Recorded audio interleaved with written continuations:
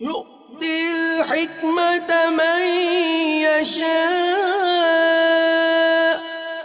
ومن يؤت الحكمة فقد أوتي خيرا كثيرا وما يذكر إلا أولو الألباب۔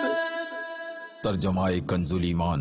اللہ حکمت دیتا ہے جسے چاہے، اور جسے حکمت ملی اسے بہت بھلائی ملی، اور نصیحت نہیں مانتے مگر عقل والے۔ الحمدللہ رب العالمین والصلاة والسلام علی سیدنا الانبیاء والمرسلین، اما بعد فاعوذ باللہ من الشیطان الرجیم، بسم اللہ الرحمن الرحیم، الصلاة والسلام علیک یا رسول اللہ وعلى آلك وأصحابك يا حبيب الله، الصلاة والسلام عليك يا نبي الله وعلى آلك وأصحابك يا نور الله۔ نبی رحمت شفیع امت مالک جنت صلی اللہ علیہ وآلہ وسلم کا فرمان بابرکت کا مفہوم ہے، تم اپنی مجلسوں کو مجھ پر درود پاک پڑھ کر آراستہ کرو، کیونکہ تمہارا یہ درود پاک پڑھنا بروز قیامت تمہارے لیے نور ہوگا۔ صلو علی الحبیب صلی اللہ تعالی علی محمد وعلی آلہ واصحابہ وبارک وسلم۔ دلوں کو روشن کرتا مدنی چینل کا سلسلہ اسباق تصوف، جو الحمدللہ ہمیں اصطلاحات تصوف اور بہت ساری اہم باتیں سکھاتا ہے، بتاتا ہے۔ اور ہمارے سلسلے کی ایک خاص بات یہ ہے کہ بہت سارے وہ تصورات اور نظریات کہ جن کے بارے میں عموماً معنی و مفہوم ہمیں معلوم نہیں ہوتے، جس کی وجہ سے ہم بہت سارا فیض اٹھانے سے شاید محروم رہ جاتے ہوں، رہ سکتے ہوں، تو اس کو اسپیشلی فوکس کیا جاتا ہے۔ اور الحمدللہ مفتی صاحب ہم جو ہیں وہ سلسلے میں جلوہ فرما کر 3 حصوں میں ہم نے تقسیم کیا ہے، اور 3 ہی حصوں پر ہمیں مختلف ہماری رہنمائی فرمایا کرتے ہیں، مدنی پھول عطا فرمایا کرتے ہیں۔ ایک جیسا کہ آپ جانتے ہیں، ایک اچھی خصلت کا ہم بیان سنتے ہیں کہ دل میں کیا پیدا کرنا ہے، اپنے عمل میں کیا اچھائی لانی ہے، اور دوسری جانب ایک ایسی بری خصلت جو ہمیں ہلاکت کی طرف لے کے جا سکتی ہے، ہماری آخرت کو تباہ و برباد کر سکتی ہے، اس سے ہمیں بچنے کا، اسے سمجھنے کا ہمیں موقع ملتا ہے، اور اس کی مذمت ہم جانتے ہیں۔ اور پھر حضرت علامہ اسکندری رحمۃ اللہ تعالی علیہ کے ملفوظات کی روشنی میں بہت سارے مدنی پھول بھی ہمیں ملتے ہیں اس ہمارے سلسلے کے تیسرے حصے میں۔ تو چلیے زیادہ دیر نہیں روکتے آپ کو، آج کون سی اچھی خصلت کا انتخاب مفتی صاحب کر کے لائے ہیں، اور کون سی بری خصلت کے بارے میں ہم جانیں گے، اور ملفوظات کیا ہیں۔ تو پہلے سیگمنٹ کی طرف ہم چلتے ہیں، جو ہے ایک اچھی خصلت۔ صلو علی الحبیب صلی اللہ تعالی علی محمد وعلی آلہ واصحابہ وبارک وسلم۔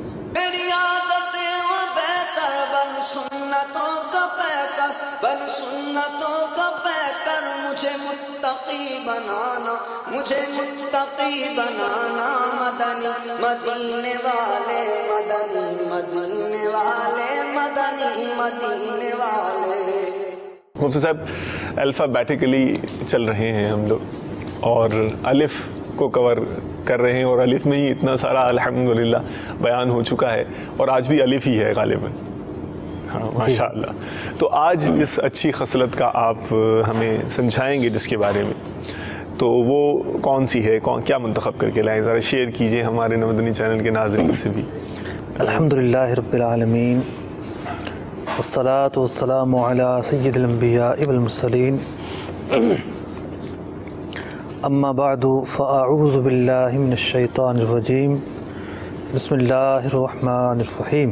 حروف تہجی کے اعتبار سے ہم نے اچھی خصلتوں، اور جو اگلا سیگمنٹ ہوگا ہمارا اگلا پارٹ ہوگا جی جی، ایک بری عادت یا ایک بری خصلت۔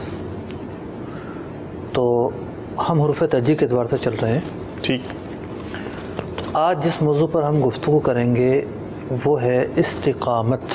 استقامت، جی اچھا استقامت، استقامت بھی بول دیتے ہیں، استقامت، استقامت، ٹھیک ہے۔ حمزہ کے نیچے زیر ہے. ٹھیک ہے ٹھیک ہے. پچھلے سلسلے میں ہم نے اخلاص پر گفتگو کی تھی. مرحبا. اس سے پچھلے سلسلے میں ادب پر گفتگو کی تھی.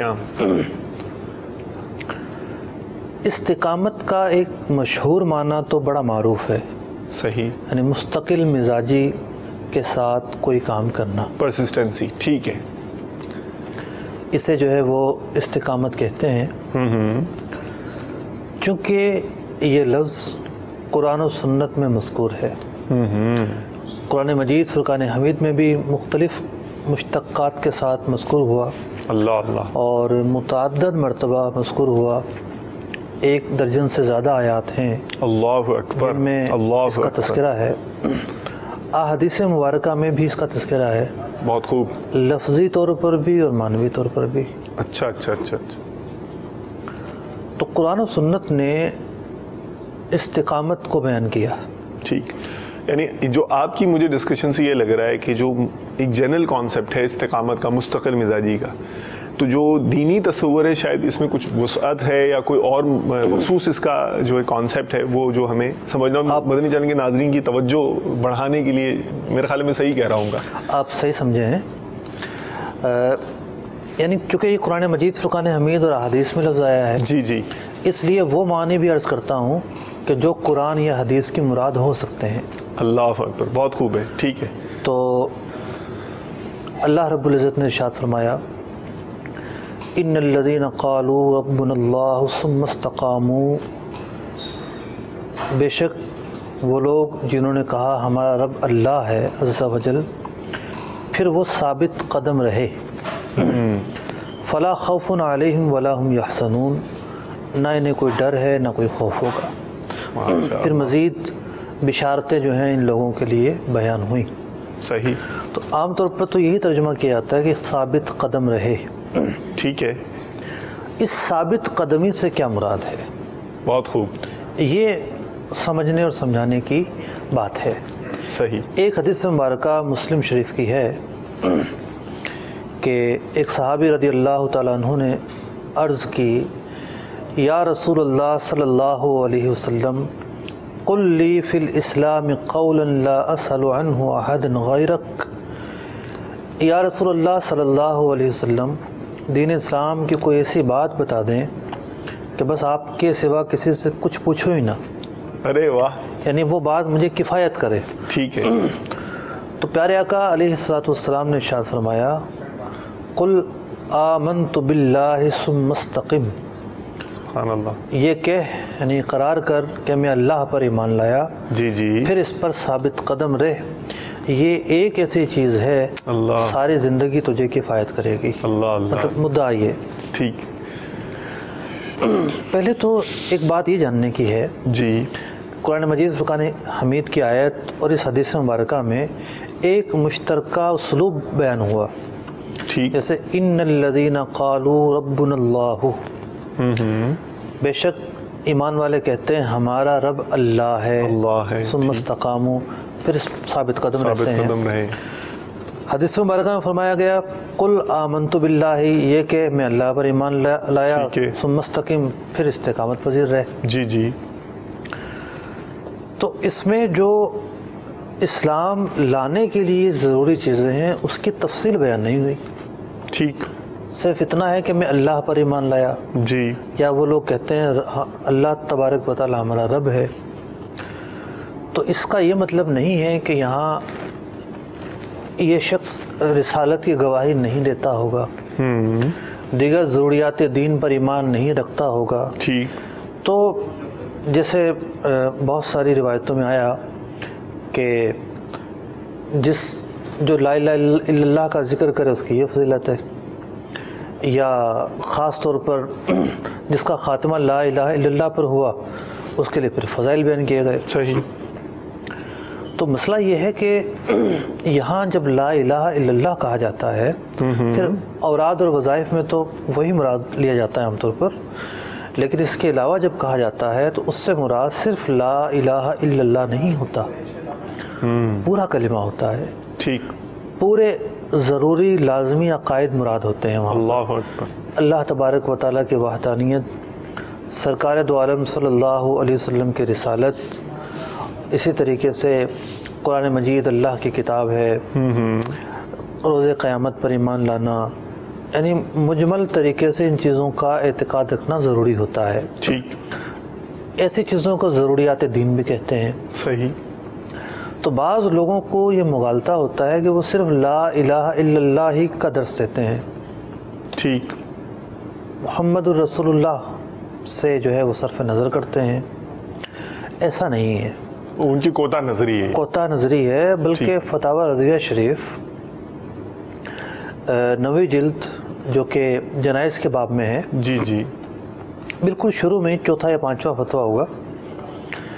کسی کا لکھا ہوا جواب، میں فتویٰ نہیں کہوں گا اچھا اچھا اچھا، کیونکہ ایسی تحریر فتویٰ نہیں ہو سکتی. ٹھیک. لکھا ہوا جواب امام اہل سنت رضی اللہ تعالیٰ عنہ کو بھیجا گیا کہ فلاں صاحب کہتے ہیں کہ مردے کو تلقین کے وقت صرف لا الہ الا اللہ کہا جائے، محمد رسول اللہ نہ کہا جائے. مجیب جواب لکھنے والے کے نزدیک یہ عمل شرک کے مطلب شرک کے کہ اگر محمد رسول اللہ کہا جاتا تو شرک کے نزدیک تھا، اور صرف لا الہ الا اللہ کہنا توحید کے قریب نظر آیا. امام اہل سنت رضی اللہ تعالیٰ عنہ نے پہلے تو حکمت بیان کی، ٹھیک، کہ تلقین کے وقت کلمہ کہنے کی حکمت کیا ہے. اللہ اکبر. حکمت یہ کہ شیطان آ جاتا ہے اور آ کر کہتا ہے کہ یہودی ہو جا، نصرانی ہو جا. استغفر اللہ. آپ فرماتے ہیں کہ اللہ پر ایمان لا، یہ بات تو یہودی بھی کہتے ہیں. اللہ پر ایمان لا، یہ بات تو نصرانی بھی کہتے ہیں. اللہ اللہ. یہ الگ بات ہے کہ وہ شرک کے ساتھ ان کے تصورات ہیں. ٹھیک. یعنی وہ تین خدا کے قائل ہیں نصرانی. یہودی جو حضرت عزیر علیہ السلام کو اللہ کا بیٹا کہتے ہیں. ٹھیک. تو لیکن اللہ پر ایمان لانے کے وہ منکر نہیں ہے. ٹھیک. تو شیطان کی اس بات کا رد جبھی ہوگا جب محمد الرسول اللہ بھی کہا جائے گا. اللہ اللہ. پھر آپ نے بہت ساری کتب فقہ کے متون نقل کیے جن میں یہ کہا گیا تھا کہ میت کو تلقین کے وقت لا الہ الا اللہ کہا جائے، لیکن ان کے شارحین نے، پرانی صدی کے بزرگان دین نے ان کی تشریح میں لکھا تھا یعنی محمد الرسول اللہ بھی کہا جائے، یعنی شہادتین کہا جائے، یعنی شہادتین کی تلقین کی جائے. بہت ہی نفیس اور بہت ہی جامع کلام کیا. اور پھر جو ہے امام ابراہیم باجوری رحمۃ اللہ تعالی علیہ دنیا تصوف اور دنیا عقائد کے علم کلام کے امام تصور کیے جاتے ہیں. مرحبا.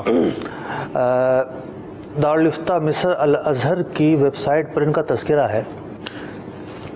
12ویں صدی کے بزرگ ہیں، لیکن چونکہ یہ اس درسگاہ میں پڑھتے اور پڑھاتے رہے ہیں جس طرح کے امام سیوطی رحمۃ اللہ تعالی علیہ، جی جی، تو انہوں نے بڑے شان طریقے سے امام ابراہیم باجوری رحمۃ اللہ تعالی علیہ کا تذکرہ فرمایا ہے. ماشاء اللہ. تو پھر امام اہل سنت رضی اللہ تعالیٰ عنہ نے امام ابراہیم باجوری علیہ رحمہ کی بات نقل کی. اتنی ایمان افروز عبارت ہے، کیا بات ہے. اور فرمایا کہ محمد رسول اللہ کہے بغیر تو ایمان مکمل ہی نہیں ہوگا. کیا کہنے. اور ایک مسلمان یہ تصور کس طرح کر سکتا ہے کہ وہ صرف لا الہ الا اللہ کہے. تو کوئی ان مطلب کہ خلاصہ کلام یہ ہے کہ کوئی اس آیت اور حدیث کو دیکھ کر یہ نہ کہے کہ صرف اتنا ہی کہنا چاہیے. ٹھیک. ٹھوکر کھائے گا بہت بری. اتنا کہنے والے کا ایمان ہی نہیں ہوگا اس کا. صحیح. ایمان تو شہادتین کے اقرار کا نام ہے. اقرار کرنا. ٹھیک ہے. اب یہ بات بیان ہوئی. صحیح. اب امام ماوردی رحمۃ اللہ تعالی علیہ مشہور صوفی بزرگ ہیں. وہ اس آیت کی تفسیر میں انہوں نے 5 سے 6 اقوال بیان فرمائے. ٹھیک.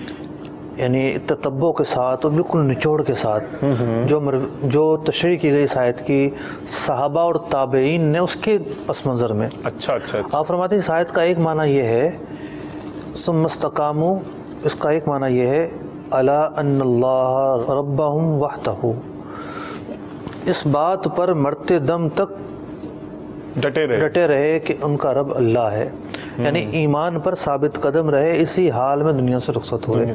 صحیح نصیب، اللہ نصیب کرے. حضرت صدیق اکبر رضی اللہ تعالیٰ عنہ اور امام مجاہد رحمۃ اللہ تعالیٰ عنہ نے اس کی یہ تفسیر بیان فرمائی. ٹھیک. دوسرا معنی یہ ثم استقاموا سے مراد ہے کہ وہ علی طاعتہ و ادائی فرائضہ، کہ ایمان لانے کے بعد وہ ساری عمر اللہ تعالیٰ کی اطاعت کرتے رہے اور فرائض ادا کرتے رہے، ثم استقاموا سے یہ مراد ہے۔ اچھا اچھا یہ تفسیر حضرت ابن عباس، حضرت امام حسن اور حضرت قتادہ رضی اللہ تعالیٰ عنہم سے مروی ہے۔ ٹھیک۔ تیسری جو تفسیر اس آیت کی بیان ہوئی وہ یہ کہ علی اخلاص الدین والعمل الی الموت، یعنی خلوص دل سے دین پر ثابت قدم رہے، عمل پر ثابت قدم رہے یہاں تک کہ انتقال تک۔ چوتھی تفسیر یہ بیان ہوئی ثم استقاموا فی افعالہم کما استقاموا فی اقوالہم، جس طریقے سے زبانی طور پر وہ سچے تھے عملی طور پر بھی وہ سچے تھے اور اسی طریقے سے انہوں نے زندگی بسر کی۔ پانچویں تفسیر یہ بیان کی ثم استقاموا سرا کما استقاموا جہرا، یہ ان لوگوں کی شان کا بیان ہے جنہوں نے پوشیدگی میں بھی ویسے ہی عمل کیے جیسے وہ ظاہری طور پر کرتے تھے۔ امام ماوردی رحمۃ اللہ تعالی علیہ فرماتے ہیں وَيَحْتَمِلُ سَادِسًا، چھٹی ایک تفسیر بھی اس آیت کی ممکن ہے کہ استقامت سے مراد یہ کہ انہوں نے اپنی زندگی میں معاصی سے بچنے اور طاعات پر عمل کرنے کا کام کیا۔ تو خلاصہ کلام پھر بھی یہ نکل رہا ہے، یعنی صرف ایک تفسیر ایسی ہے اس کا مطلب یہ ہے کہ وہ ایمان پر ہی رخصت ہوئے، لیکن اکثر تفاسیر کا مطلب یہ ہے کہ وہ لوگ ایمان کے ساتھ ساتھ اعمال کے معاملے میں بھی ثابت قدم رہے، دائمی طور پر مستقل مزاجی کے ساتھ ڈٹے رہے، کرتے رہے۔ ماشاءاللہ۔ اب استقامت تو ایک لفظ ہے نا، جی جی، عربی زبان میں اس کی حیثیت مصدر کی ہے۔ اوکے، مصدر۔ مصدر، اب اس کا اس میں فاعل بھی ہے، اس میں مفعول بھی نکلتا ہے۔ مصدر مطلب سب ہمیں سمجھائیں نا، ایسا لفظ جس سے اور لفظ بھی ڈرائیو کیا جا سکے، یعنی کوئی بھی ورب ہے نا، ورب، جی جی، اس ورب کا کوئی نہ کوئی اصل ہوگا، اوکے، اس اصل کو مصدر کہتے ہیں۔ ٹھیک ہے ٹھیک ہے، جیسے لفظ ڈیفینیشن ہے، ٹھیک ہے، کہیں آپ ڈیفائن کہیں گے، کہیں کچھ اور کہیں گے، لیکن اس لفظ کا کوئی اصل پیچھے ضرور ہوگا۔ ٹھیک ہے۔ تو اب جو شخص استقامت پذیر ہو یا استقامت پر عمل پیرا ہو اسے کیا کہیں گے عربی میں؟ اسے مستقیم کہیں گے۔ اچھا، ماشاءاللہ، مستقیم۔ تو بعض علماء نے بیان کیا کہ اصل میں اعتدال پر چلنے کا نام استقامت ہے۔ ارے واہ! اسی لیے جو ہے وہ اہدنا الصراط المستقیم کہا گیا کہ ہمیں نیک راستے پر چلا، معتدل راستے پر چلا، صراط مستقیم پر چلا۔ یعنی صراط مستقیم وہ ہے جس میں نہ غلو ہے نہ تقصیر ہے۔ ٹھیک، یہ اسٹیٹمنٹ ہمیں سمجھائیے گا مفتی صاحب، یہ بہت امپورٹنٹ بھی ہے، میں سمجھ رہا ہوں۔ یعنی مستقیم جو ہے وہ کہتے ہیں استقامت کرنے والے کو، ایک معنی یہ ہے صحیح، اور مستقیم کا دوسرا معنی یہ نکلے گا کہ جو بالکل درمیان میں ہو، نہ غلو کا شکار ہو نہ تقصیر کا۔ یہ غلو اور تقصیر ہمیں سمجھ میں شاید متصر نہ آئے۔ غلو یہ ہے، دیکھیں اہل سنت جو اشعری اور ماتریدی عقیدے کا نام ہے، تو یہ غلو اور تقصیر کے درمیان ہے۔ مثال کے طور پر معتزلہ تھے، اب معتزلہ اس بات کے قائل ہو گئے کہ جو گناہ کرے گا وہ کافر ہے، یعنی اتنا غلو کیا گناہوں کے معاملے میں کہ گناہ کو کفر قرار دے دیا۔ اللہ۔ اور بعض لوگ ایسے تقصیر کے قائل ہوئے کہ جو لوازمات تھے ان کو بھی ان کا نیچا درجہ دے دیا۔ تو یعنی سادہ لفظوں میں صاحب ہم یہ کہہ سکتے ہیں کہ نہ ضرورت سے زیادہ کمی کی طرف ہم جائیں، جو معیار جو قرآن و سنت نے معیار بیان کیا ہے اس معیار پر باقی رہا جائے، اس میں نہ تو ایسا اضافہ کیا جائے جو شریعت سے متصادم ہو، ٹھیک ہے، نہ ایسی کوتاہی کی جائے جو شریعت سے متصادم ہو، ٹھیک ہے، جو اس چیز کی جو بنیاد ہے اس کو ہی ہلا کر رکھ دے۔ مرحبا۔ مثال کے طور پر سرکار دو عالم صلی اللہ تعالی علیہ وسلم کے متعلق عقائد، اب کوئی یہ عقیدہ رکھے معاذ اللہ کہ آپ مخلوق نہیں ہیں تو یہ شرک ہے، کفر ہے، اعلیٰ درجے کا کفر ہے، اور کوئی یہ عقیدہ رکھے کہ نہیں مخلوق تو ہیں لیکن ہمارے جیسے ہیں، یہ کوتاہی ہے۔ آپ علیہ الصلوۃ والسلام بشر ہیں، اللہ تعالیٰ کی مخلوق ہیں، افضل المخلوق ہیں، لیکن ایسے مخلوق ہیں کہ آپ کے اندر اللہ تبارک و تعالیٰ نے وہ کمالات اور وہ خوبیاں رکھی ہیں جو کسی میں نہیں رکھی۔ اللہ اللہ، ہم تو کہہ ہی نہیں سکتے کہ ہمارے جیسے معاذ اللہ، مطلب آپ افضل البشر ہیں، آپ امام الانبیاء ہیں، تو آپ کا مرتبہ جو ہے وہ ایسا بیان کرنا کہ جو آپ کی شان سے کمتر ہو، یہ تقصیر ہے. اوکے. اور وہ بات بیان کرنا جو آپ کے متعلق جائز نہ ہو، وہ غلو ہے. ٹھیک ہے. یہ غلو نہیں ہے کہ آپ کا تذکرہ بار بار کیا جائے. صحیح صحیح. بعض لوگ تکرار کو غلو سمجھتے ہیں، معاذ اللہ، ایسا نہیں ہے. نبی اکرم علیہ الصلوۃ والسلام کے تذکرے کو، آپ کی جو ہے وہ ذکر کو، یہ تو قرآن کا مدعا ہے. جو قرآن پڑھے گا وہ بار بار نبی اکرم علیہ الصلوۃ والسلام کا تذکرہ آئے گا، انبیاء کا تذکرہ آئے گا. اور اللہ تبارک و تعالیٰ نے تو اپنی نعمتوں کا تذکرہ کرنے کا کہا ہے، اور حضور علیہ الصلوۃ والسلام اعلیٰ درجے کی نعمت ہے. ماشاءاللہ. تو استقامت کا ایک معنی یہ بیان ہوا کہ استقامت کہتے ہیں راہ اعتدال پر قائم رہنے کو. قائم رہنے کو. امام نووی رحمۃ اللہ تعالی علیہ ایک حدیث پاک ہے جسے امام نووی رحمۃ اللہ تعالی علیہ نے ریاض الصالحین میں بیان کیا استقامت کے باب میں. اچھا اچھا. 2 حدیثیں لکھی اس باب میں. ایک تو وہ حدیث جو میں نے عرض کی کہ ایک صحابی نے عرض کیا مجھے کوئی ایسی بات بتائیں. دوسری حدیث آپ یہ لکھتے ہیں عن ابی ہریرہ رضی اللہ تعالی عنہ قال قال رسول اللہ صلی اللہ تعالی علیہ وسلم قاربوا وسددوا، کہ نبی اکرم علیہ الصلوۃ والسلام نے ارشاد فرمایا قاربوا، میانہ روی اختیار کرو. قاربو کا کیا مطلب ہے؟ خود امام نووی نے تشریح فرمائی المقاربۃ القصد الذی لا غلو فیہ ولا تقصیر. ماشاءاللہ. کہ میانہ روی کا نام مقاربت ہے. سددو فرمایا والسداد الاستقامہ والاصابہ، کہ سداد جو ہے سددو یعنی میانہ روی اختیار کرو اور استقامت اختیار کرو. استقامت نام ہے امام نووی رحمۃ اللہ تعالی علیہ کی اس تفسیر کے مطابق درستگی کا، کہ جو بھی کام آپ کریں آپ کی سوچ مستقیم ہو، آپ کی فکر مستقیم ہو، عمل مستقیم ہو، آپ کی تحریر مستقیم ہو. کس چیز کو مستقیم کہا جائے گا؟ صفت استقامت کب اسے لاحق ہوگی؟ جب وہ چیز درست ہوگی. ٹھیک. ایک بات ہوئی غلط، اس پہ استقامت یعنی کانسیپٹ ہی نہیں ہے. نہیں، استقامت کا دوسرا معنی ہے. اچھا اچھا اچھا. جو چیز خطا پر مشتمل ہو وہ مستقیم نہیں کہلا سکتی. Okay okay. یعنی نبی اکرم علیہ الصلوۃ والسلام کے اس فرمان کا مقصد سددو، اس کا مطلب یہ ہے ایسے کام کرو کہ جو خطا پر مشتمل نہ ہو.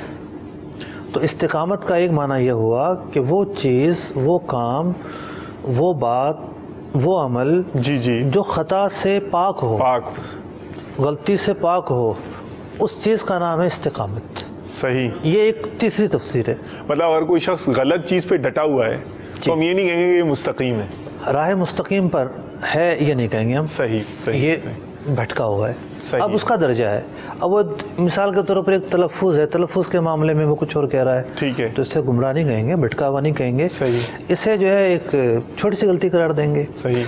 تو جو غلطی جس درجے کی ہوگی اس درجے کی شمار کیا جائے گا. اوکے. تو اب ان آیات اور ان احادیث کو ہم سامنے رکھے ہیں جس میں استقامت اور ثابت قدم رہنے کا کہا گیا، تو اس کی ایک تفسیر یہ بھی ہوتی ہے کہ جو لوگ اللہ پر ایمان لائے اور وہ کام کرتے رہے جن میں خطا نہیں تھی، جن میں غلطیاں نہیں تھیں، تو پھر انسان جو ہے اگر استقامت پر عمل کرنا چاہتا ہے تو اپنی تمام جو قول و احوال ہیں، جو اس کے شب و روز ہیں، اس پر غور کرے اور صراط مستقیم پر آئے. صراط مستقیم وہی ہوگی جو اعتدال پر مشتمل ہوگی، جسے قرآن و سنت اعتدال کا نام دیتے ہوں گے. اعتدال وہ نہیں ہے جو 15ویں صدی کے جو ہے وہ لبرلزم کے حاملوں نے بیان کر رکھی ہے یا ان کے ذہنوں میں، نہیں، وہ اعتدال نہیں ہے. وہ تو اعلیٰ درجے کی جو شدت پسندی ہے، لبرل شدت پسندی ہے. اعتدال وہی ہوتی ہے جو قرآن و سنت اور فطرت سلیمہ جو ہے جسے اعتدال قرار دے. اب وہ جو گفتگو تھی کہ مداومت کے بھی کوئی فضائل ہیں یا نہیں، ٹھیک ہے، ہمیشگی مستقل مزاجی کے کوئی فضائل ہیں یا نہیں، اس سے پہلے میں یہ عرض کروں کہ استقامت ملے گی کیسے. صحیح ہے، بہت امپورٹنٹ ہے. ایک حدیث مبارکہ حضرت انس رضی اللہ تعالیٰ عنہ نبی اکرم علیہ الصلوۃ والسلام سے روایت کرتے ہیں، آپ علیہ الصلوۃ والسلام نے ارشاد فرمایا لا یستقیم ایمان عبد بندے کا ایمان اس وقت تک مکمل نہیں ہوتا حتی یستقیم قلبہ، جب تک کہ اس کا قلب اعتدال میں نہ آ جائے. ولا یستقیم قلبہ حتی یستقیم لسانہ، اللہ اکبر. اور اس کا دل جو ہے اس وقت تک اعتدال پر نہیں آئے گا جب تک کہ اس کی زبان اعتدال پر نہ آ جائے. کیا کہنے. تو زبان کی درستگی پہلا مرحلہ، ٹھیک ہے، دل کی درستگی دوسرا مرحلہ، اور ایمان کی تکمیل خود بخود ہو جائے گی. سبحان اللہ. جب یہ دو مرحلے پورے ہوں گے تو خود بخود ہو جائے گی. یعنی زبان چونکہ کتنا امپورٹنٹ ہے. اللہ گناہوں کی محرک آلہ ہے. ایک آنکھیں اور ایک زبان، جی جی، یہ دو ایسی چیزیں ہیں انسان کی جسم کے اندر کہ جو پیچھے جو جذبات ہیں یہ انہیں فیڈ کرتی ہیں. ٹھیک ہے. یعنی زبان جذبات کی ترجمانی کرتی ہے اور صحیح. آنکھیں جو ہیں فیڈ بیک دیتی ہیں. صحیح. یہ دونوں چیزیں صحیح ہو جائیں تو پھر بندہ جو ہے وہ اس کا ایمان مکمل ہو جاتا ہے. اور یہاں مستقیم الایمان کسے کہا گیا؟ جو اچھے عمل کرتا ہے، خطا سے محفوظ رہتا ہے. تو پتہ ہی چلا کہ لفظ استقامت کا ایک وسیع مفہوم ہے. جی جی. اور اگر ہم اس نظریے سے دیکھیں کہ قرآن مجید، فرقان حمید اور احادیث میں استقامت کا تذکر آیا ہے تو یہ ایک معنی کے ساتھ خاص نہیں ہوگا. صحیح. یہ تو قرآن کا اصول ہے کہ وہ قرآن جو ہے وہ جمی معنی کے اعتبار سے اس کے محمل کو درست قرار دیا جائے گا. اب وہ افراد کے جو مستقل مزاجی کے ساتھ عمل کرتے ہیں، اسی معنی کو اگر ہم لے لیں، جی جی، ان کی بھی فضیلت روایتوں میں بیان ہوئی. جیسا کہ حضرت عائشہ رضی اللہ تعالیٰ عنہ بیان کرتی ہیں، نبی اکرم علیہ الصلاۃ والسلام نے ارشاد فرمایا، احب الاعمال الی اللہ ادومها وان قل. اللہ کے نزدیک وہ عمل بہتر ہے جو ہمیشگی سے ہو اگرچہ کہ کم ہو. اللہ اکبر. اگرچہ کہ کم ہو لیکن ہمیشگی سے ہو. مسلم شریف میں ہے کہ خود نبی اکرم علیہ الصلاۃ والسلام کا کیا معمول تھا. حضرت عائشہ صدیقہ طیبہ طاہرہ رضی اللہ تعالیٰ عنہ بیان فرماتی ہیں، کان رسول اللہ صلی اللہ علیہ وسلم اذا عمل عملا اثبتہ. سرکار علیہ الصلاۃ والسلام جب کوئی عمل اختیار فرماتے تو پھر اسے دوام دیتے، یعنی واظب علیہ، اس مستقل مزاجی سے کرتے رہے. تو اگرچہ کہ بہت سارے کام ایسے تھے تعلیم امت کے لیے، آسانی امت کے لیے، بلکہ آپ نے اس میں ہمیشگی اختیار نہیں فرمائی، لیکن بہت سارے ایسے اعمال ہیں کہ آپ کو بڑے محبوب تھے اور آپ اس پر ہمیشگی اختیار فرماتے تھے. اسی طریقے سے ایک روایت میں ارشاد ہوا، اذا اراد اللہ بعبد خیرا استعملہ.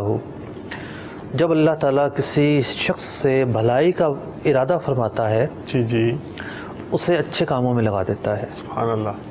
تو کیف یستعملہ، صحابہ نے عرض کیا کس طرح کے کاموں میں لگا دیتا ہے؟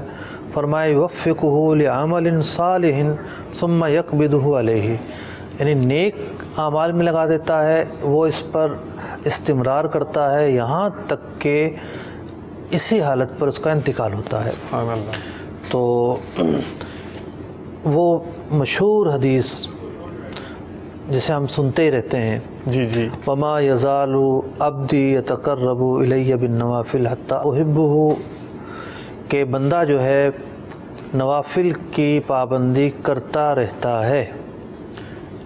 ما یزالو عربی زبان میں کنٹینیو عمل ہے، اسے بیان کرنے کے لیے آتا ہے.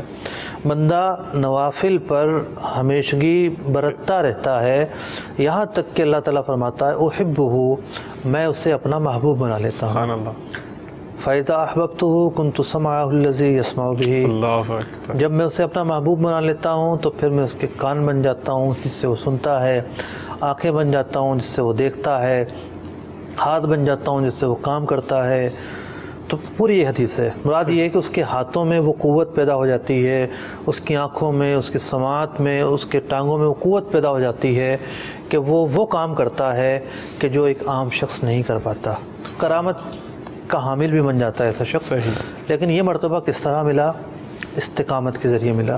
لا یزال العبد یتقرب الیہ، بندہ نوافل کی کثرت کرتا رہتا ہے یا نوافل پڑھتا رہتا ہے. تو اسی لیے صوفیہ کے ہاں یہ جملہ مشہور ہے، الاستقامت فوق الکرامہ، استقامت جو ہے وہ کرامت سے بھی بڑھ کر ہے. صحیح، شاید ہی کوئی تصوف کی کتاب خالی ہو، شاید. بہت پیارا ماشاءاللہ ڈسکورس تھا مفتی صاحب استقامت کے حوالے سے، اور خصوصاً جو کانسیپٹ کے بارے میں ہمیں اور اسکوپ جو اس کا پتہ چلا. مرحبا. اگر آپ اجازت دیں تو پھر ہم جو نیکسٹ ہمارا حصہ ہے سلسلے کا، جس میں ظاہر ہے کہ وہ ہم بری خصلتوں اور عادتوں کے بارے میں تعارف حاصل کرتے ہیں، اور پھر انشاءاللہ نیتیں بھی کریں گے کہ اس سے ہم بچیں اور سمجھ جائیں اچھی طرح، اور تو اس کی طرف چلتے ہیں. جی. تو چلیے مدنی چینل کے ناظرین کو لے کر چلتے ہیں ہمارے سلسلے، جو ایک بری عادت جس کے بارے میں ہم جانا کرتے ہیں. تو چلیے مفتی صاحب کی طرف بڑھیں گے انشاءاللہ. صلو علی الحبیب صلی اللہ تعالی علی محمد وعلی آلہ واصحابہ وبارک وسلم. توفیق دے آگے نہ پیدا ہو خوئے بد تبدیل کر جو خصلت بد پیشتر کی ہے، تبدیل کر جو خصلت بد پیشتر کی ہے. ایک بری عادت، ایک ایسی عادت کا، ایک ایسے وصف کا میں نے انتخاب کیا ہے کہ جس پر توجہ نہیں ہے لوگوں کی، توجہ نہیں، اور یہ رائج بھی ہوگا پھر اس سب جبھی تو آپ نے آئیڈینٹیفائی کرنا چاہیے. رائج بھی ہے، یعنی لوگ یہ نہیں سمجھتے کہ یہ بھی کوئی گناہ ہے. اللہ اکبر. یعنی ایسا چور، ایسا دشمن جو ہے اور ہمیں پتہ نہیں ہے، توجہ نہیں ہے. ٹھیک ہے. اشاعت فاحشہ، اشاعت فاحشہ، نہیں میرا خیال ہے آپ کا تجزیہ شاید 1200% درست ہو. لوگوں کو پتہ بھی نہیں ہوگا کہ یہ ہے کیا چیز، اور یہ بھی کوئی گناہ ہے، اور یہ کہیں اس میں ہم مبتلا ہیں یا نہ مبتلا، تو سوچنے کا مرحلہ تو شاید بعد میں آتا ہوگا. اشاعت کہتے ہیں پھیلانے کو. ٹھیک ہے. اشاعت جسے کہتے ہیں نشر و اشاعت. جی جی. اور فاحشہ کا جو لفظ ہے ویسے تو ایک مخصوص لمیٹڈ معنی رکھتا ہے. جی جی. فحاشی جیسے لفظ کہتے ہیں جی جی یا بدکاری. جی جی. تو اس معنی پر اشاعت فاحشہ کا مطلب ہوگا فحاشی کو پھیلانا، بدکاری کو پھیلانا، یا اس سے متعلق جو باتیں ان کو پھیلانا. ٹھیک. تو اس میں بے پردگی کو پھیلانا بھی آ گیا، اللہ بے ستری کو پھیلانا بھی آ گیا. ایسی چیزیں جو یعنی ان سب کا جو وہ ہے منزل ہے وہ زنا ہے. یعنی وہ چیزیں جیسے ایک وہ ہے اپنا احرام والا،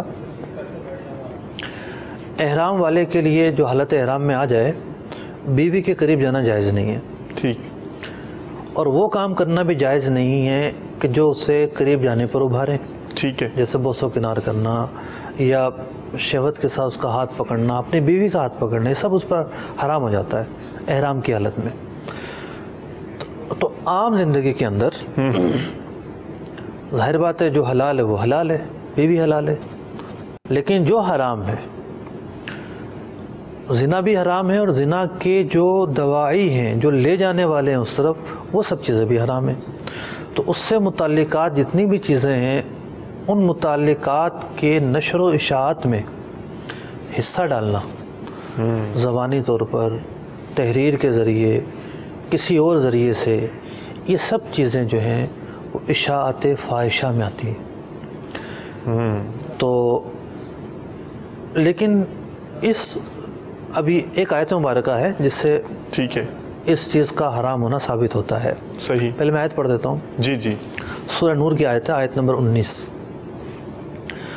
ان الذين يحبون ان تشيع الفاحشة في الذين آمنوا، بلا شبہ جو لوگ یہ چاہتے ہیں کہ فحش چیزیں مسلمانوں میں عام ہوں، لہم عذاب علیم، ان کے لیے دردناک عذاب ہے، فی الدنیا والآخرہ، دنیا میں بھی اور آخرت میں بھی، واللہ یعلم وانتم لا تعلمون، اللہ تعالیٰ جانتا ہے تم نہیں جانتے. تو اس آیت مبارکہ میں بیان کیا گیا کہ کچھ لوگ وہ ہیں جو یہ چاہتے ہیں کہ فحش چیزیں عام ہوں، اللہ پھیل جائیں، اور ایسے لوگوں کے لیے دردناک عذاب ہے۔ استغفر اللہ۔ تو ایک تو میں نے عرض کیا کہ اس کا ایک مخصوص معنی ہے جو فحاشی سے تعلق رکھتا ہے، ریلیٹیو ہے، لیکن علماء جو ہیں برائیوں کی اشاعت کے لیے بھی اس آیت کو پیش کرتے ہیں۔ اچھا، کہ مطلق جو برائیاں ہیں جو ان کے پھیلانے میں ان کی اشاعت میں کردار ادا کرے گا، ملوث ہے، وہ ٹھیک ہے۔ بھی عذاب کا حقدار ہے۔ اللہ اکبر۔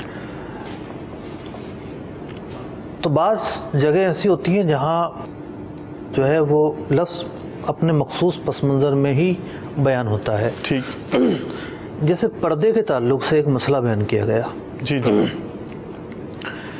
کہ خواتین اور عورتوں کا تو پردہ نہیں ہے، مطلب چہرے کا پردہ ہو گیا، اس کے جو ہے نا محاسن کا پردہ عورتوں کا آپس میں نہیں ہے، ٹھیک، لیکن فاحشہ عورت سے عورت پردہ کرے گی، صحیح، فاحشہ عورت سے۔ اب اس فاحشہ کی کیا تفسیر؟ ایسی عورت جو غلط کام کرتی ہو، بدکاری کرتی ہو، جو جا کے اور جو ہے وہ لوگوں کو بتائے گی کہ اس طرح کی ہے، ذرا اس پر دورے ڈالو۔ یہاں فاحشہ سے مراد گناہ گار نہیں ہے، ورنہ تو کتنی عورتیں ایسی ہوں گی جو غیبت سے بچتی ہوں گی، نماز کی پابندی کرتی ہوں گی، جو ہے بے ستری نہیں کرتی ہوں گی، صحیح، پورا جو ہے وہ مطلب کہ پردہ کرتی ہوں گی۔ ٹھیک ہے، تو یہاں صرف عام اعمال کی خرابی مراد نہیں ہے، اس موقع پر اس مسئلے میں جو بیان ہوا کہ فاحشہ سے پردہ ہے، اس سے مراد ہے ایسی عورت جو اس کردار کی حامل ہو۔ ٹھیک، اور ہمارا معاشرہ آج بتا رہا ہے کہ صدیوں سے جو علماء مسئلہ لکھتے چلے آئے اس میں کتنی حکمتیں ہیں۔ اللہ اکبر۔ آج جو ریپ کے کیس ہوتے ہیں، خاص طور پر گینگ ریپ کے، ایک بڑی تعداد وہ ہوتی ہے کالجوں میں، یونیورسٹیوں میں اور کہیں، کہ لڑکوں کو اس کے معمولات، لڑکی کے اس کے جو ہے وہ اوصاف اور یہ سب چیزیں، فون نمبر، یہ لڑکیاں ہی دیتی ہیں۔ اللہ اکبر۔ آپ نے بھی سنا ہوگا کہ جناب واردات ہوئی اور ان وارداتوں میں ان کے گرل فرینڈ ملوث تھی، فلاں جگہ یوں ہوا اور اس میں ان کی گرل فرینڈ ملوث تھی، معاذ اللہ۔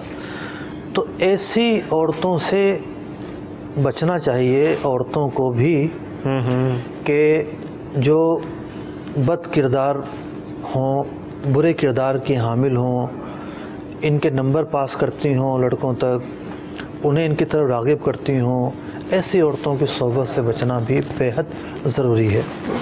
ٹھیک، ورنہ جو اس کے سماجی نقصانات ہو رہے ہیں اور جو عام یعنی کہ معاشرے کی جو بگاڑ ہے کیفیت، وہ سامنے ہی ہے، وہ دیکھی جا سکتی ہے۔ ٹھیک، پھر ہمارے مطلب کہ معاشرے کے اندر ایک کردار ہے مخنث، ٹھیک، تیسری ہجڑا بھی کہتے ہیں۔ تو اب اس کا جو معاشرتی کردار ہے سب کے سامنے، صحیح، کہ یہ جو فرد ہے جس کے لیے یہ بولا جاتا ہے، جو عام طور پر سڑکوں پہ کھڑا ہوتا ہے، یہ کس مقصد کے لیے کھڑا ہوتا ہے اور یہ کس کردار کا حامل ہے۔ صحیح، ان میں سے ایک تعداد ہے جو بدکاریوں میں ملوث ہوتے ہیں۔ اللہ اکبر۔ پہلے تو ہم تھوڑی سی اس کی تفصیل سنتے ہیں اور پھر وہاں جاتے ہیں کہ اب کیا کرنا چاہیے۔ صحیح، ایک تو ہے لفظ مخنث۔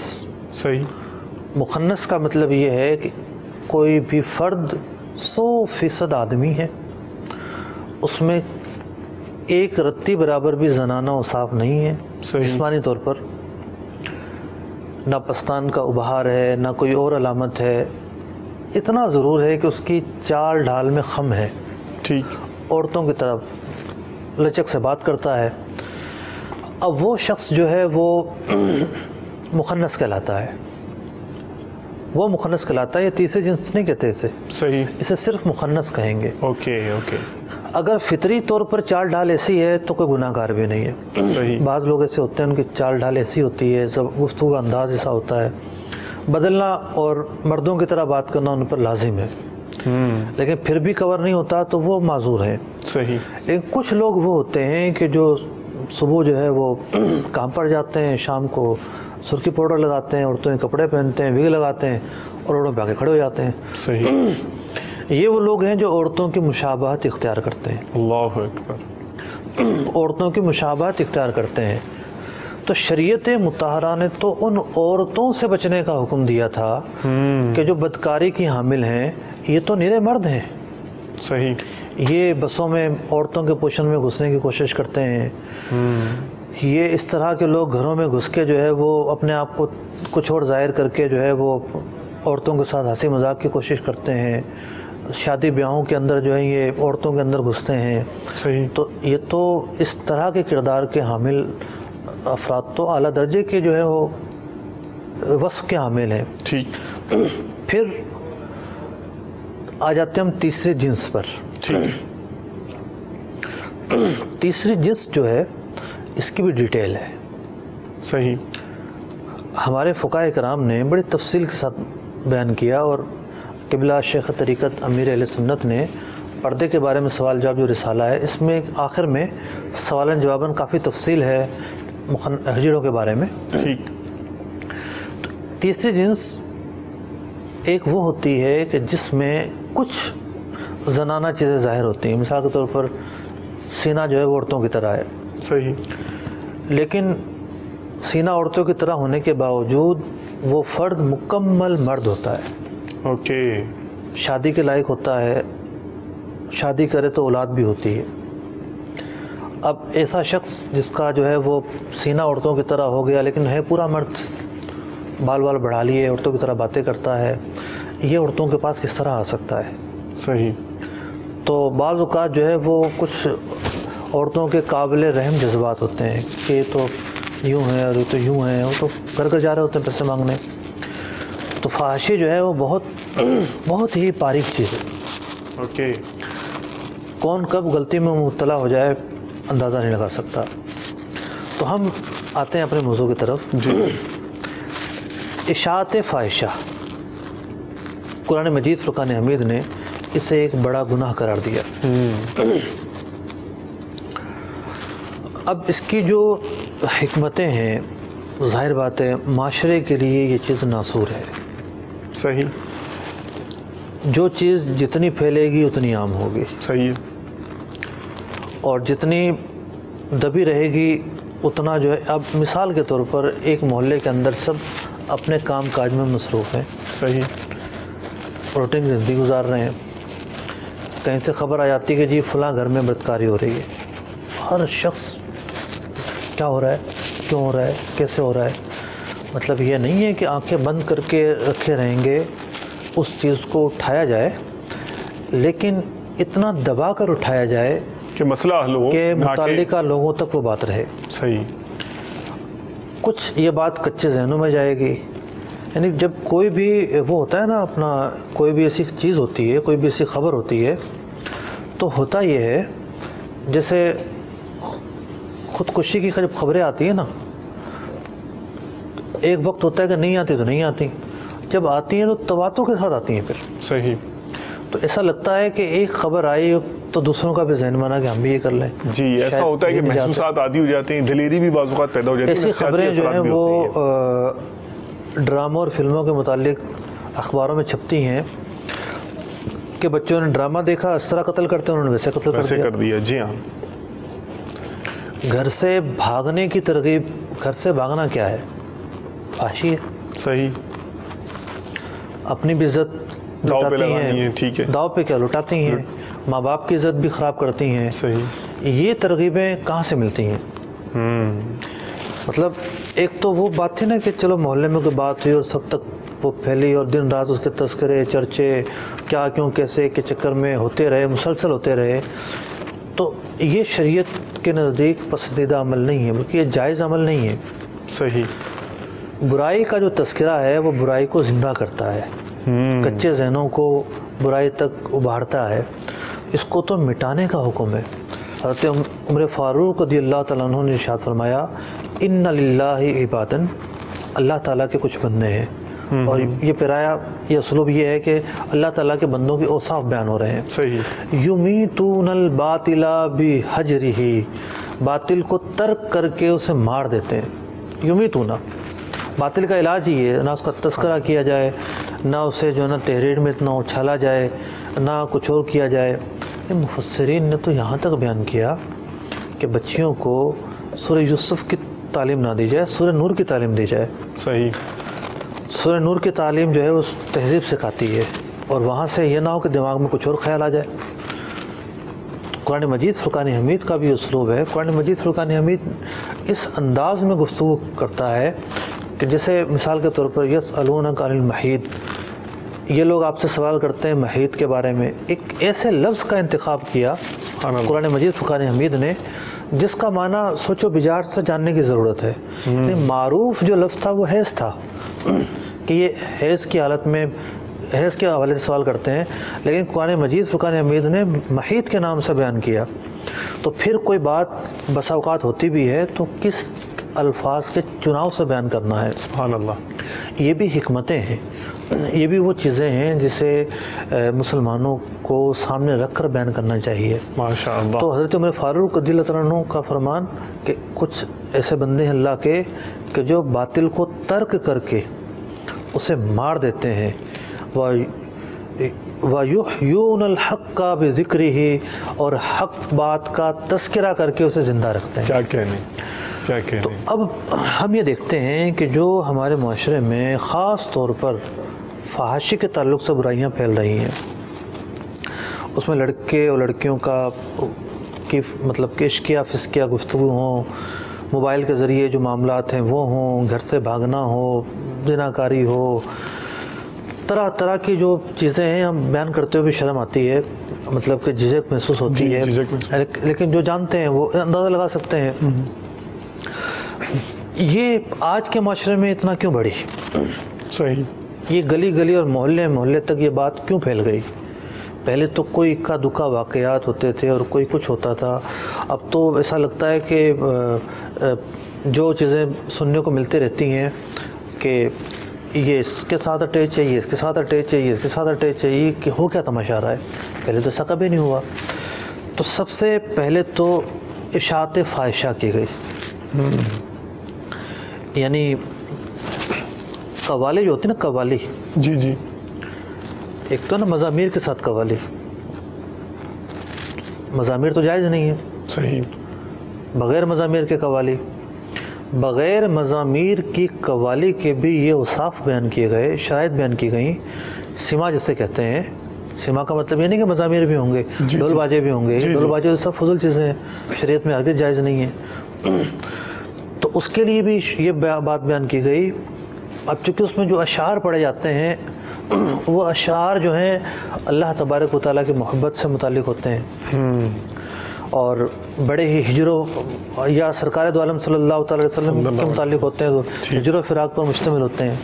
تو وہاں یہ بیان کیا گیا کہ جہاں جب سما ہو تو وہاں کوئی امرد یعنی خوش شکل کم عمر لڑکا موجود نہ ہو، یہ نہ ہو کہ وہ شعر پڑھ رہے ہیں اور اس کی طرف نگاہ جائے تو ذہن کہیں اور چلا جائے۔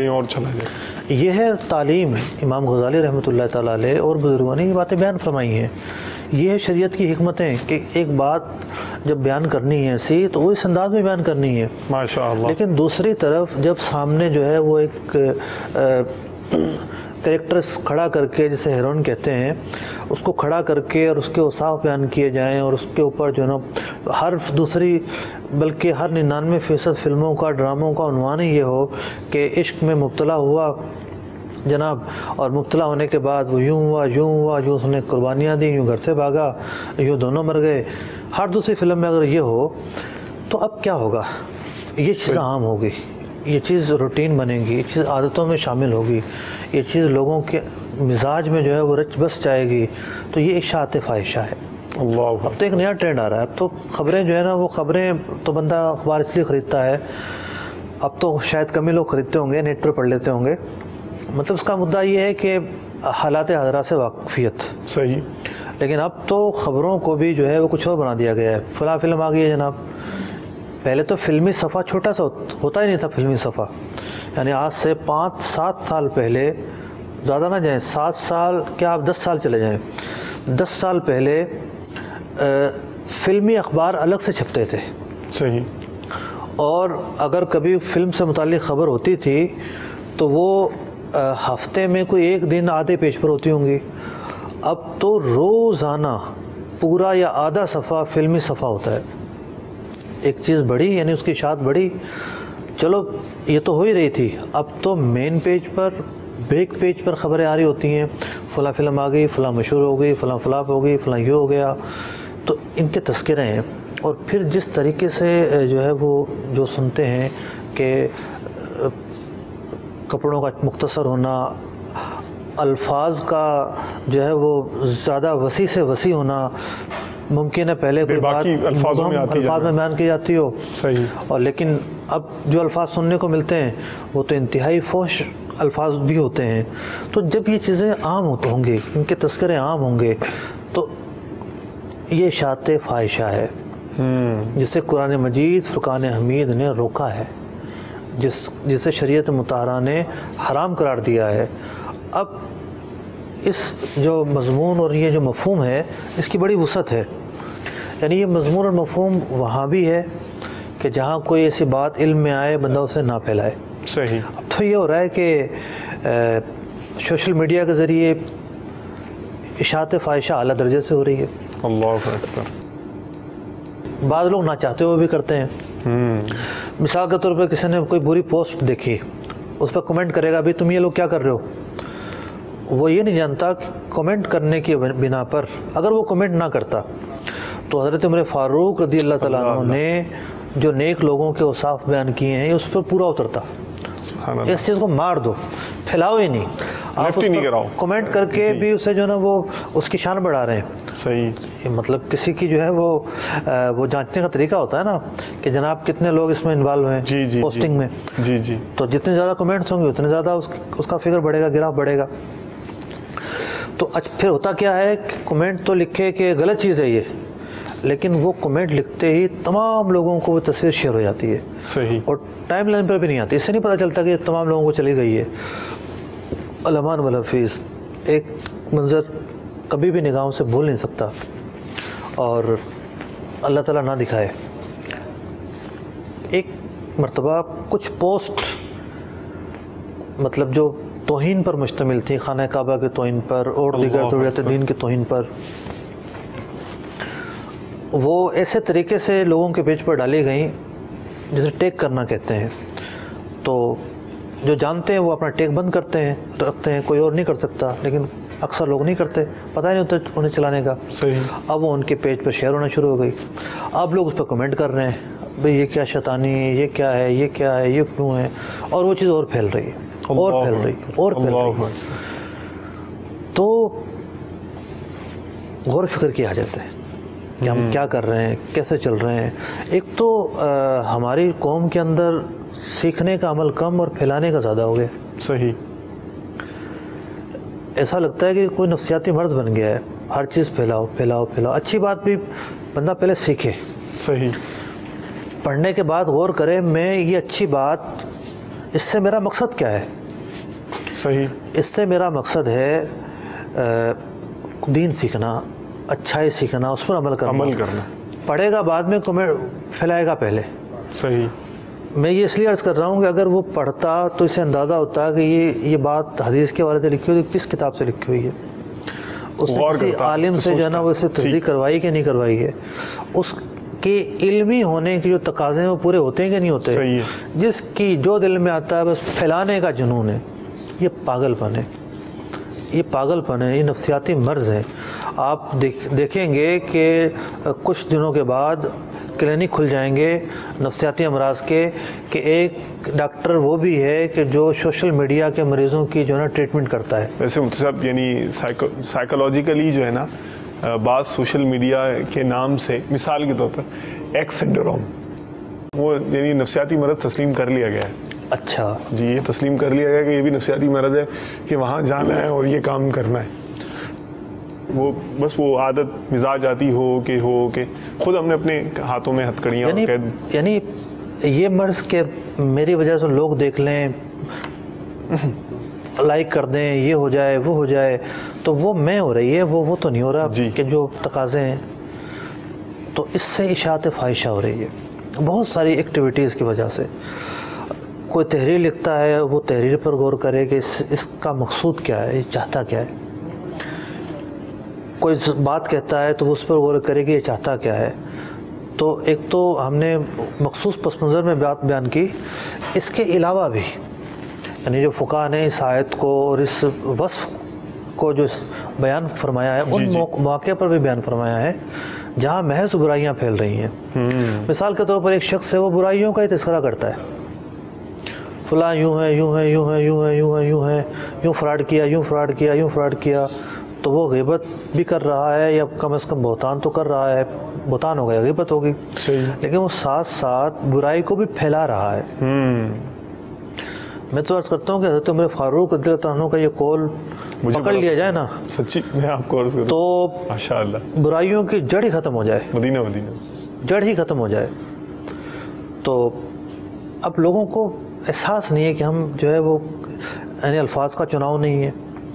ایک بعض اوقات بیان کرنی ہوتی ہے کوئی بات، مواقع بھی آتے ہیں اس سے، وہاں بھی احتیاط کیا جائے، احتیاط کیا ہوتی ہے. اصل میں پوری سائنس ہے مفتی صاحب، پروپیگنڈا کی، اور یعنی جو مفتی آپ نے فاروق اعظم رضی اللہ جو عقل مند ہوگا یہ تو خود پروپیگنڈے کا شکار ہونے والا ہے، یہ تو مریض ہے. میں عرض کر رہا ہوں کہ اسی طرح سے جو ہے نا وہ اس کو یعنی وہ لیا جاتا ہے. بعض اس طرح کی لوگ ہوتے ہیں کہ وہ جو ہے نا وہ بدنام نہ ہوں گے تو کیا نام نہ ہوگا، وہ ان کی واقعی فلسفی ہوتی ہے.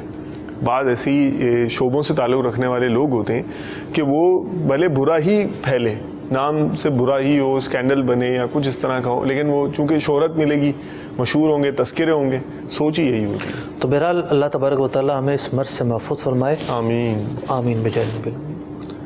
جزاک اللہ خیراً و احسن الجزا. اب مفتی صاحب وہ اس مرحلے کی طرف بڑھتے ہیں جہاں پر وہ بزرگان دین کی جو لکھے ہوئے ملفوظات ہیں اور ان کی جو شروحات ہیں، حضرت علامہ اسکندری رحمۃ اللہ تعالی علیہ کا خصوصاً ان کا فیض جو الحمدللہ سلسلے میں ہمیں نظر آتا ہے، تو اس کی طرف لے کر جائیے ہمیں. آج آپ کیا سکھا وہاں سے شیئر کریں گے، کیا سکھائیں گے اور اس کا کیا موضوع ہے پلیز؟ اقوال حکمت، جی جو تیسرا ہمارا سیگمنٹ ہے، یہ تیسرا جو پارٹ ہے اقوال حکمت. یعنی ابھی ہم بری چیزوں کا تذکرہ کر رہے تھے، تو اب ہم اچھی چیزوں کا تذکرہ کریں گے. یعنی صوفیہ کا کلام پڑھنا، واقعات پڑھنا، روایتیں پڑھنا اور حکایتیں پڑھنا، یہ ذہن کو جلا دیتا ہے. مدینہ ایک ذوق ملتا ہے، جذبہ ملتا ہے، اور انسان پاکیزگی کی طرف جاتا ہے الحمدللہ. لیکن المیہ یہ ہے کہ اپنا جو صورتحال ہے جی اس میں کتاب سے دور کر دیا لوگوں کو. صحیح فرما رہے ہیں. مطلب ہمارے ناظرین اس کا فیصلہ کر سکتے ہیں. آپ کسی عجوبے کو شیئر کریں کہ بھی دیکھیں یہ ایک بڑا عجیب و غریب تصویر ہے، تو اسے ہزاروں لوگ دیکھیں گے. صحیح. آپ جو ہے وہ حدیث کو شیئر کریں، بہت کم لوگ دیکھیں گے. کتاب کو شیئر کر دیں گے تو ایک بھی نہیں دیکھے گا. اللہ اکبر، اللہ اکبر. کتاب سے دور ہو گئے ہم. تو مکتبۃ المدینہ ایک سے بڑھ کر ایک کتاب چھاپ رہا ہے الحمدللہ. اور مکتبۃ المدینہ کی جو اکثر کتب ہیں وہ وعظ و نصیحت پر مشتمل ہیں الحمدللہ. یعنی اصلاح پر مشتمل ہیں اور اصلاحی مواد پر مشتمل ہیں، ترغیب دیتی ہیں اور ان چیزوں سے متعلق ہیں جو مطلب کہ نافرمانی ہے ان سے متعلق ہیں. صحیح. واقعات، حکایات، وہ ساری چیزیں ہیں. پڑھتے رہنا چاہیے. ماشاءاللہ. خشکی نہیں آتی. وہ انسان جو ہے نا وہ خشک ہو جاتا ہے، اس کا مزاج خشک ہو جاتا ہے، اس کی سوچ کے اندر تراوٹ نہیں رہتی. آتے ہیں ہم اپنے اس حصے کی طرف. جی. امام ابن عطا اللہ اسکندری رحمۃ اللہ تعالی علیہ. جی. اس نیت سے بھی نام لیا ہے، جب نیک لوگوں کا تذکرہ کیا جاتا ہے تو رحمت نازل ہوتی ہے. ان کی کتاب ہے جو الحکم العطیہ، اس میں ان کا مقولہ نمبر 10. مرحبا. محرم الحرام شریف 10 نمبر. الاعمال صور قائمۃ و ارواحها وجود سر الاخلاص فیہا. اخلاص کا چیپٹر شروع ہوا ہے جو ہماری ترتیب تھی اس میں. صحیح. کہ جو اعمال ہیں اور اتفاق ہے پچھلے سلسلے میں ہم نے اخلاص بھی بیان کیا تھا. جی جی. اگرچہ وہ کافی پہلے بیان کیا تھا لیکن گزشتہ سلسلہ تھا. ٹھیک ہے. جو اعمال ہیں اگرچہ کی اجسام نہیں ہے. صحیح. مطلب نظر آنے والی چیزیں نہیں ہیں. نہیں ہے. لیکن جسم ہونے سے خالی بھی نہیں ہے. اللہ اللہ. بعض اوقات اعمال کو جسم کی شکلیں دی جاتی ہیں. خیر یہاں مراد یہ ہے کہ جو اعمال ہیں جن کے تصورات ہمارے اذہان میں ہیں، صور قائمۃ یعنی قائمۃ فی الاذہان، صور تصویر یعنی اعمال جو ہیں جنہیں ہم جو ہمارے ذہن میں ان کا خاکہ ہے اعمال کا. جیسے نماز ایک عمل ہے. جی جی. روزہ ایک عمل ہے. ٹھیک ہے. تقوی سچائی ایک عمل ہے. تو یہ جو اعمال ہیں یہ بمنزلہ جسم کے ہیں. اچھا. یہ باڈی ہیں. ٹھیک ہے. وارواحها وجود سر الاخلاص فیہا. اللہ اللہ. اخلاص ان کی روح ہے. یعنی اتنی امپورٹنٹ. تو روح نہیں ہوگی تو ہبا منصورہ، اڑتا ہوا غبار، اس کی مثل نہیں ہے کہ کوئی حیثیت نہیں ہے. کوئی. ٹھیک ہے. تو اعمال جب ہی فائدہ مند ہوں گے جی جی. جب اخلاص کے ساتھ کیے جائیں گے. اب بزرگان دین نے اس بات کے تحت بڑی یعنی گہرائی کی بات ہے اور ایک بڑی نپی تلی بات ہے. یہی اس کتاب کی خصوصیت ہے کہ آپ علیہ رحمہ ایک بہت وسیع مضمون کو ایک جملے میں بیان فرما دیتے ہیں. ماشاء اللہ. تو امام نووی بنتی رحمۃ اللہ تعالی علیہ مصباح الظلم میں فرماتے ہیں کہ اخلاص کے 3 درجے ہیں. 3 درجے ہیں. تقریباً اپنے اپنے الفاظ میں تمام ہی شارحین نے بیان کیا اس بات کو. جی. الگ سے جو قوت القلوب وغیرہ ہیں ان میں بھی یہ بات بیان ہوئی. ایک تو ہے عوام کا اخلاص. اوکے. عوام کا اخلاص یہ ہے جی کہ کوئی بھی جو بندہ عمل کرے نمبر 1 ریا سے پاک ہو، دکھاوے سے پاک ہو. ٹھیک ہے.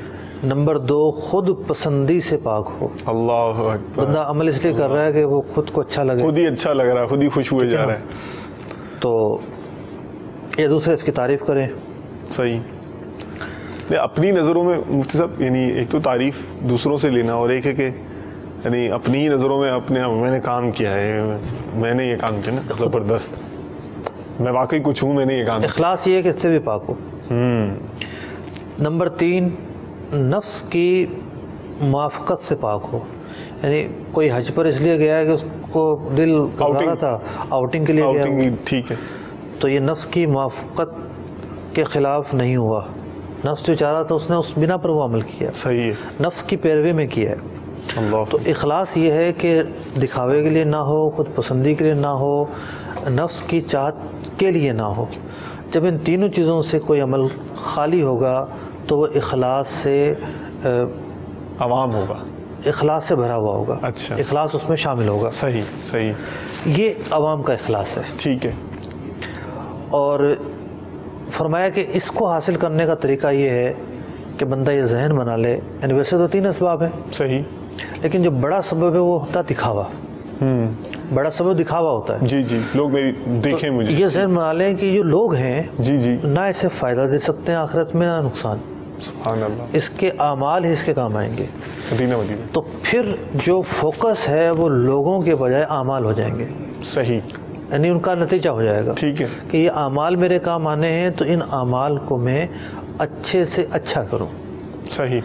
یہ سوچ جب بنے گی تو اخلاص کی طرف قدم بڑھیں گے. ٹھیک. فرمایا دوسرا اخلاص ہے خواص کا اخلاص. خواص کا اخلاص یہ ہے کہ مثال کے طور پر آپ یا میں نماز پڑھتے ہیں ایک سوچ ہوتی ہے کہ یہ فلاں جو عمل ہے اس کا یہ ثواب ہے. مثال کے طور پر کوئی چاشت کی نماز پڑھتا ہے، اشراق و چاشت کی، عربی عمرے کا ثواب ہے، صحیح، چلو پڑھ لیں. فلاں چیز میں اتنا ثواب ہے، چلیں کر لینا کر لیں. چاہیے. ٹھیک ہے. یہ خاص پر مبنی تو ہے، یہ کام ثواب تو ملے گا. جی جی. لیکن جو خواص ہیں، خاص لوگ ہیں، یعنی خاص نہیں، خواص ایک اصطلاح ہے. صحیح. یعنی جو بڑے درجے والے نیک لوگ ہیں، جی جی، وہ عمل کو اس لیے نہیں کرتے کہ اس کی جزا یہ ہے یا اس کی سزا یہ ہے، بلکہ وہ اس عمل کو اللہ کی رضا کے لیے کرتے ہیں. اللہ، مثال کے طور پر اللہ اکبر، ایک شخص وہ ہے جو نفل اس لیے پڑھ رہا ہے کہ اس نفل کے یہ فضائل آئیں، صحیح، جنت میں محل مل جائے گا مثال کے طور پر، یہ نیکیاں ملیں گی، ٹھیک ہے، یہ فضائل ملیں گے. صحیح صحیح. اور ایک وہ شخص ہے کہ جو یہ سمجھتا ہے کہ نماز کو تو مومن کی معراج قرار دیا گیا ہے، نماز تو حضوری کا نام ہے، اللہ اللہ، بندہ اس میں اپنے رب سے ہم کلام ہوتا ہے، اللہ اللہ، چلو نماز میں داخل ہو جاؤ. ارے ہائے. تو اب دونوں کے عمل کے جو وزن ہے اس میں فرق ہو جائے گا. تو یہ وزن کے اعتبار سے عمل تو وہ بھی غلط نہیں قرار دیا گیا، صحیح، ثواب اس پر بھی ملے گا، ٹھیک، لیکن اس کا وزن زیادہ ہے. اللہ اللہ، یہ خواص کا اخلاص. ٹھیک ہے. تیسرا ہے خواص الخواص کا اخلاص. مرحبا. خواص الخواص کا جو اخلاص ہے وہ یہ بات بیان کی گئی کہ انسان جو ہے وہ حول سے پاک ہو جائے. حول سے یہ سمجھانا پڑے لا گا. حول ولا قوت، نہ میرے اندر کوئی طاقت، نہ میرے اندر جو ہے نا کوئی قوت، صحیح، یعنی برائی سے بچنے کی طاقت، نیکی کرنے کی طاقت میرے اندر نہیں، رب کا کرم ہے، اس کی دی توفیق. الا باللہ، اللہ اللہ، اللہ تعالیٰ کی توفیق ہے. تو جب بندہ کوئی عمل کرے تو ایک تو ہوتا ہے عمل کرنے کی مشقت، صحیح، اور ایک ہوتا ہے عمل کرنے کی جو خوشی ہے. وہ ایک عمل کیا بڑی، یعنی اس کی تحسین سامنے آ جاتی ہے نا، میں نے تو عمل یوں کیا. تحسین بھی عمل کی سامنے آتی ہے، اس کی مشقتیں بھی سامنے آتی ہیں، مشکلات اور اچھائیاں، وہ ان سب سے ماورا ہو کر وہ عمل کرے. صحیح، یعنی وہ صرف عمل کو یاد رکھے، بقیہ سب چیزوں کو بھول جائے. صحیح. تو ایک آیت کے تحت اہل تصوف جو ہیں وہ اس طبقے کے لوگوں کو بیان کرتے ہیں. بڑی مشہور آیت ہے، ایاک نعبد و ایاک نستعین، اے اللہ ہم تیری ہی عبادت کرتے ہیں، تجھ ہی سے مدد چاہتے ہیں.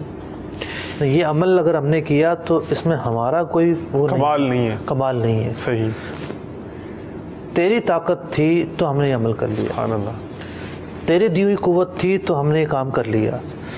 تو ایاک نستعین کا یہی مطلب ہے کہ عبادت کرنے پر جو کچھ ہم نے توفیق ملی جی جی، وہ اے رب تعالیٰ تیری دی ہوئی ہے. سبحان اللہ. فرمایا جو اس درجے پر پہنچتے ہیں ایسے متقین کو صادقین کہا جاتا ہے. اللہ اللہ. تو یہ تین جو ہے وہ چیزیں بیان ہوئی.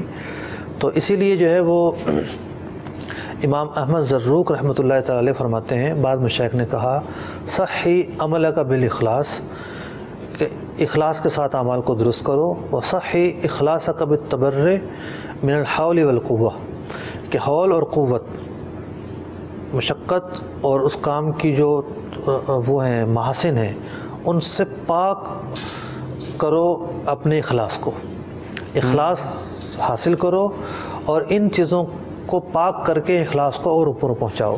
ٹھیک. تو اخلاص جو ہے وہ پچھلے سلسلے میں تو ہم نے بڑی تفصیل سے بیان کیا تھا. جی جی. فرمایا گیا کہ یہ اعمال کی روح ہے. جب اخلاص نہیں ہوگا تو پھر وہ اعمال ہی جو ہے وہ کام نہیں آئیں گے. تو اسی لیے جو ہے وہ اعمال کو بمنزلہ جسم اور اخلاص کو بمنزلہ روح بیان کیا گیا. ٹھیک. اچھا مفتی صاحب یہاں ایک اگر آپ رہنمائی یہ بھی فرما دیں، مثال کے طور پر یہ بھی کسی کے ذہن میں وسوسہ تو آ سکتا ہے نا کہ اب جی میرے چونکہ عمل میں اخلاص نہیں ہے، اور اخلاص ہوگا جبھی عمل کام میں آئے گا، تو میں تو اخلاص کے لیے میں کوششیں تو کرتا ہوں مگر یہ بھی ہو جاتا ہے، تو اب یعنی معاذ اللہ یہ نہ ہو کہ وہ بالکل ہی کہیں اور منفی انڈرسٹینڈنگ ڈیولپ کرے. اخلاص کا سارا دار و مدار ہے نیتوں پر.